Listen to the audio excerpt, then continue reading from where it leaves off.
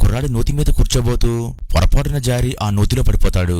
అయితే ఇతడికి ఒక డ్రాగన్ వచ్చి అకస్మాత్తుగా కొన్ని శక్తులు ఇస్తుంది. దీంతో ఇతడు వెంటనే ఈ నూతిలో నుండి చెరువు ఒడ్డున పడతాడు. అయితే నూతిలో పడిన ఇతడు ఇక్కడ ఎలా పడ్డానా అని ఆశ్చర్యపోతూ ఉంటాడు. ఇంతలో ఇతడి చెయ్యి మెరుస్తూ ఉంటుంది. అప్పుడు ఇతడు తన చేతికి ఏదో అంటుకుందని దులపడానికి ప్రయత్నిస్తాడు. అయితే ఇతడు చేతులు ఊపడం వల్ల పక్కనే ఉన్న చెరువులో నీరు కదులుతూ ఉంటాయి. అప్పుడు ఇతడు తన చేతులు చూసుకుని నాకేమైనా సూపర్ పవర్ వచ్చిందా అని అనుకుంటూ ఉంటాడు. ఎంతో చెరువులోని చేపలు ఎగురుతూ ఉంటాయి. అప్పుడు ఇతడికి ఒక ఐడియా వస్తుంది. ఇతడు తన చేతులు చూపించగానే చెరువులో ఉన్న పీత ఎగురుకుంటూ వచ్చి ఇతడి చేతిలో పడుతుంది.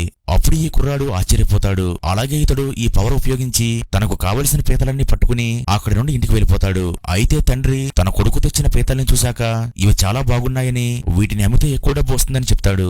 అందుకని వీళ్ళు ఈ తాబేళ్లను అలాగే పీతల్ని పట్టుకుని మార్కెట్లోకి తీసుకెళ్లి అమ్మకానికి పెడతారు. కానీ అక్కడున్న ప్రజలు మీ దగ్గర ఎప్పుడు మామూలు చేపలే ఉంటాయని వీళ్ళని తిడుతూ ఉంటారు. కానీ వీళ్ళు ఈ కుర్రాడు పట్టిన పీతల్ని చూశాక ఇవి మాకే కావాలంటూ ఒకరిపై ఒకరు పోటీపడి వేలం పాడుతూ ఉంటారు. అదే సమయంలో అక్కడికి ఒక కోటీశ్వరుల అమ్మాయి వస్తుంది. అలాగే ఈమె ఈ కుర్రాడు తెచ్చిన తాబేల్ని అలాగే పీతల్ని చూసి వీటిని ఎంత డబ్బైనా సరే నేనే కొనేస్తానని చెప్తుంది. ఆ తరువాత ఈ కుర్రాడు చెరువు దగ్గరికి వెళ్లి నీటిలోకి వేలును పెట్టగా ఆ నీళ్లు ఇతడి వేలుతో పాటు పైకి వచ్చేస్తూ ఉంటాయి. అప్పుడు ఇతడు ఆ నీటిని పక్కకు వేయగా ఈ నీళ్లు ఎండిన చెట్టుపై పడి వెంటనే ఆ చెట్టు చిగురిస్తుంది.